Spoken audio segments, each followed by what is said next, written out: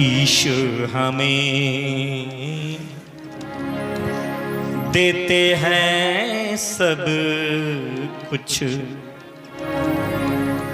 हम भी तो कुछ देना सीखें। ईश्वर हमें देते हैं सब कुछ, हम भी तो कुछ देना सीखें। जो कुछ हमें मिला है प्रभु से, जो कुछ हमें मिला है प्रभु से, वितरण उसका करना सीखे। ईश्वर हमें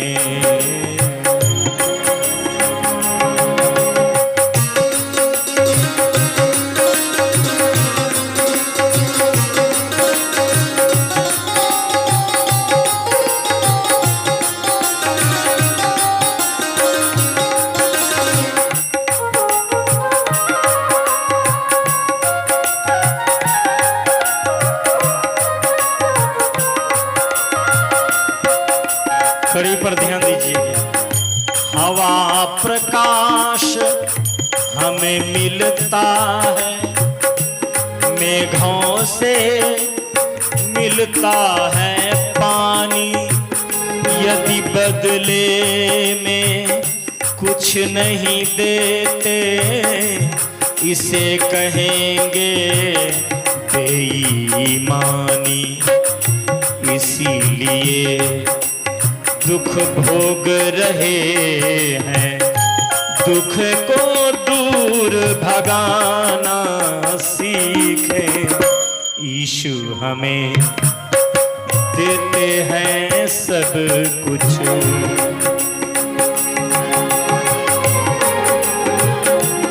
अगली कड़ी, असत नहीं यह प्रभुमय दुनिया, और नहीं है यह दुखदाई।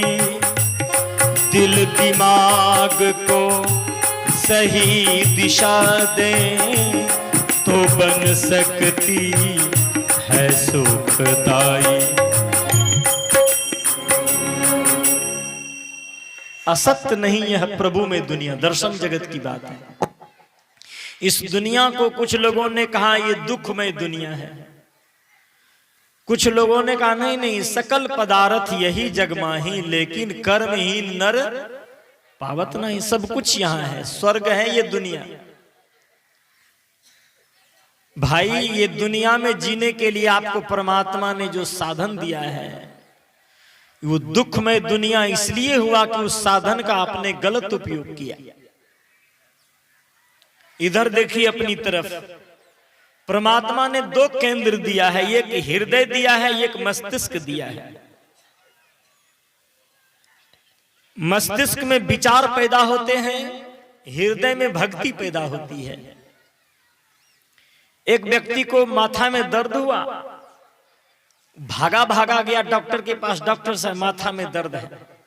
एक पुड़िया दवाई दिया, गैस के कारण से दर्द हो रहा था, गर्म पानी के साथ खा लो, 5 मिनट में दर्द आराम हो गया। जैसे दर्द आराम हुआ माथा का, तो उस मरीज ने कहा डॉक्टर साहब आंख में भी जलन पैदा हो रही है, इसकी भी दवा दे दीजिए। 2 पुड़िया और दे दिया डॉक्टर ने। अभी माथा का दर्द छूट गया है, शाम को जाना, रात में सोते समय 1 पुड़िया दवा खा के गर्म पानी पी लेना, 1 पुड़िया कल सुबह खा लेना। अब वो जो बताया आंख में जलन हो रही है वो भी दवा दीजिए, तो डॉक्टर ने दूसरी पुड़िया दवा बनाकर और दे दिया। कहा इस पुड़िया में जो दवाई है उसको आंख में लगा लेना अंजन की तरह, बस ठीक हो जाएगा, आंख की जलन ठीक हो जाएगी। वो मरीज आया रात में, जब सोने लगा, जो दवाई को आंख में लगाना था उस दवाई को खा गया गर्म पानी के साथ, और जो खाना था उसको आंख में लगा लिया। आंख की पीड़ा और बढ़ गई, या पेट का दर्द और बढ़ गया। अब डॉक्टर के पास गया, डॉक्टर से कहा डॉक्टर साहब दवा तो अच्छी थी और बीमारी बढ़ गई हमारी। कहा दवाई कैसे उपयोग किए थे? कहा ये दवाई जो आपने दी थी इसको गर्म पानी के साथ खा लिए, इसको आंख में लगा लिए। डॉक्टर ने माथा ठोका, हे भगवान, दवाई प्रयोग करने में भूल हो गई तुमसे। जिस दवाई को आंख में लगाना था उसको तुम खा गए पेट में, जिसको पेट में खाना था उसको आंख में लगा लिए, बीमारी तो बढ़ेगी। इसलिए परमात्मा के द्वारा यदि रची सृष्टि है, ये गलत कैसे हो सकती है? जरूर कहीं ना कहीं भूल हमसे हुई है, इसलिए हम भीतर में कहना शुरू कर दिए हैं। कुछ लोगों ने भी, नाम लेना अच्छा नहीं, कुछ लोगों ने ऐसा भी प्रचार कर दिया ये दुनिया दुख में है। गुरु बाबा रविदास कहते हैं, कौन कहता है ये दुनिया दुख में है? देखो इसी दुनिया में हम जीकर आनंद की अनुभूति कर लेते हैं। गुरु महाराज महर्षि में ही बाबा ने कहा, कौन कहता है दुनिया दुख में है? देखो इसी दुनिया में रहकर हमको गुरु का आश्रय मिला और हमको शांति मिल गई। कौन कहता है? हाँ, गुरु का आश्रय लिए बिना तुम्हारे जीवन में शांति नहीं आ सकती। साधना के शरण में आए बिना तुम्हारे जीवन में शांति नहीं आ सकती। इसलिए गुरु के माध्यम से भेद, भजन करने का भेद जरूर ले लेना, उसी को भजन भेद कहते हैं। शिक्षा प्राप्त करके हम भौतिक उन्नति करते हैं, संस्कार हम प्राप्त करके समाज में शांति प्राप्त करते हैं। बड़े बड़े भवन बन चुके हैं, नाम लेना ठीक नहीं है। एक माँ को मैंने देखा है, एक माँ एक डगरा पर, डगरा जानते हैं ना, इधर चलता है ना डगरा, वो पछोड़ने वाला होता है। एक डगरा पर 4 भाग बनाया सत्तू का, 4 प्रकार का सत्तू बेच बेच करके एक माँ 4 बेटे को इंजीनियर बना देती है। वही माँ जब वृद्ध हो जाती है तो उसी माँ को वो इंजीनियर 4 बेटा 30-30 दिन का बारी बांट करके खिलाता है। 30 दिन जब होता है ना, 31वां दिन कहता है जाओ अब उसके यहाँ, नाम नहीं बताऊंगा। ये स्थिति है व्यक्ति की। ऐसा क्यों हुआ? शिक्षा तो मिली, उनको संस्कार नहीं मिल पाया। इसलिए अपने बच्चे को जब पढ़ाई के लिए स्कूल में भर्ती करते हैं तो जरूर आप चिंतन करिएगा कि यहाँ शिक्षा ही केवल मिलती है कि संस्कार भी मिलता है। यदि आपके बच्चे को संस्कार नहीं दिया गया तो वैसी शिक्षा प्राप्त करके क्या कराइएगा? सुंदर सुंदर भवन बने होंगे आपके, और आप उस भवन के बाहर कहीं गौशाला में पड़े होंगे, या नहीं तो वहां भी बर्दाश्त नहीं होगा तो आपको उठा करके कहीं वृद्धाश्रम में भेज दिया जाएगा। ऐसी शिक्षा बच्चों को देकर क्या फायदा? इसलिए माता पिता को सावधान होना होगा कि बच्चे को जन्म देकर के ही केवल माँ और पिता का कर्तव्य पूरा नहीं होता। बच्चे को जब आप शिक्षा देने लगते हैं उस अवस्था को भी देखिए, बच्चे की शिक्षा कहाँ दी जा रही है, वहां संस्कार दिया जा रहा है कि नहीं। यदि संस्कार युक्त शिक्षा नहीं है तो उस गुरुकुल में, उस विद्यालय में अपने बच्चे को नहीं दे। इसलिए अपनी बातों को विराम देने से पूर्व ये संकल्प लेकर हम जरूर जाएं कि ये दुनिया दुख में नहीं है। परमात्मा ने दिल भी दिया है और दिमाग भी दिया है। का धरती में यात्रा करना, धरती में जीना, तुम समाज में, राष्ट्र में जीना दिमाग से, बिना विचार के भी कोई काम मत करना। लेकिन जब अध्यात्म की बात हो, सत्संग की बात हो तो उसमें दिमाग मत लगाना। लोग दिमाग लगाते हैं सत्संग में ही जाने से। सत्संग में चलिए क्या जाएंगे, इतना काम है, ये करना है, वो करना है। सत्संग तो होता रहता है, बाद में कर लेंगे। और बाद में सत्संग करने का परिणाम होता है कि बाद में सत्संग कर ही नहीं पाता है व्यक्ति, और अंत में जब चिता पर चला जाता है तो उसे चूक जाता है। तब उस दिन अंतिम वाक्य कहा जाता है कि नहीं नहीं नहीं नहीं नहीं, जब तक जीवन था तब तक समझ पाए थे कि राम नाम झूठ है और संसार का काम सच है। आज पता चला है कि राम नाम ही सत्य है, संसार का काम सब झूठ है। इसलिए जीते जी इतना याद रख लेना कि राम नाम सत्य है, इसको पहले केंद्र पर रखना, जीवन के मूल केंद्र पर। बाकी जो सब काम है उनके दाएं बाएं हैं। जीवन के मूल केंद्र में राम नाम ही सत्य है, इसका स्थान अपने जीवन में देना, अन्यथा जीवन में दुख आएगा।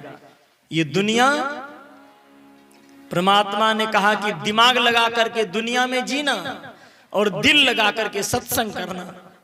एक आदमी भागा भागा आया, कहा महाराज जी मत पूछिए, हमको शरण लगा लीजिए। हमने कहा क्या हुआ? कहा दिल टूट चुका है। हमने कहा दिल टूट चुका है, किसने तोड़ दिया? कहा किसी प्रेमी ने। हमने कहा तुमको दिल लगाने के लिए दुनिया में कौन कहा था?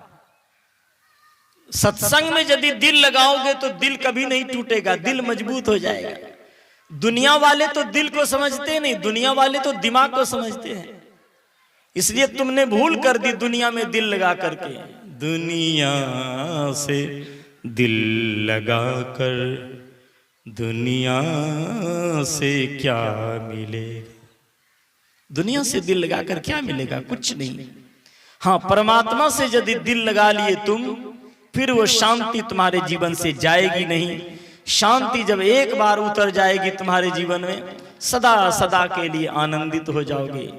इसलिए अपने जीवन के मूल केंद्र में शांति को रखना, सत्संग को रखना, क्योंकि जिसके जीवन में मिला सत्संग है उसको हर घड़ी आनंद ही आनंद है। 24 घंटा अपने जीवन में आनंद को प्राप्त करना चाहते हैं, जीवन के मूल में सत्संग कर लेना और सब काम बाद में कर लेना। अंतिम कड़ी, असत नहीं यह प्रभु में दुनिया, और नहीं है यह दुखदाई। दिल दिमाग को सही दिशा दे तो बन सकती है सुखदाई। जन को प्रभु देते हैं सब कुछ, जन को प्रभु देते हैं सब कुछ, लेकिन जन तो बनना सीखो। ईश हमें देते हैं सब कुछ, हम भी तो कुछ देना सीखें। जो कुछ हमें मिला है प्रभु से, वितरण उसका करना सीखें।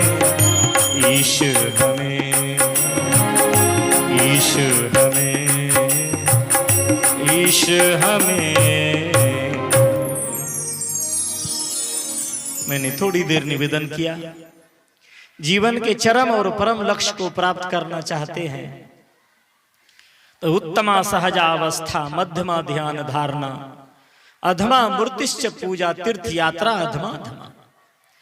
तीर्थ यात्रा से अपने जीवन की यात्रा शुरू करना, मूर्ति प्रतिमा की पूजा करना अपनी चेतना को केंद्रित करने के लिए, और उससे अगली सीढ़ी धारणा में प्रवेश करना, फिर ध्यान में डूब जाना। ध्यान में डूबते डूबते तुम्हारे जीवन में समाधि की अवस्था आ जाएगी। जब समाधि की अवस्था आएगी तब सब काम पूर्ण हो जाएगा, तब मानव जीवन पूरा हो जाएगा। कल मैंने वो सूत्र दिया था कि जिंदगी में जिंदगी का राज पाना चाहिए, मन और इंद्रियों को स्वश रखना चाहिए, असत्य और आसक्ति का त्याग करना चाहिए, अपने को जानकर मस्त रहना चाहिए। गुरु महाराज ने एक वाक्य लिखा कि भैया बिनु निज अनुभव में ही भरम सब प्रभु नहीं पइयो। निज की अनुभूति जरूरी है, आत्मा की अनुभूति जरूरी है, तब परमात्मा की अनुभूति हो पाएगी। तो हम सबको ये मानव शरीर सुंदर मिला है, और गुरु रविदास जी के जयंती के अवसर पर मानव जीवन, इस मूल्यवान जीवन को ठीक ठीक ढंग से जी करके अपना कल्याण करना, सुंदर सभ्य समाज का निर्माण करना हमारा लक्ष्य है। अपना कल्याण होगा श्रम से, और अपना कल्याण होगा साधना से, और सुंदर सभ्य समाज का निर्माण होगा श्रम से। तो श्रम और साधना को साथ साथ लेकर चलिए, इसमें दोनों काम हो जाएगा।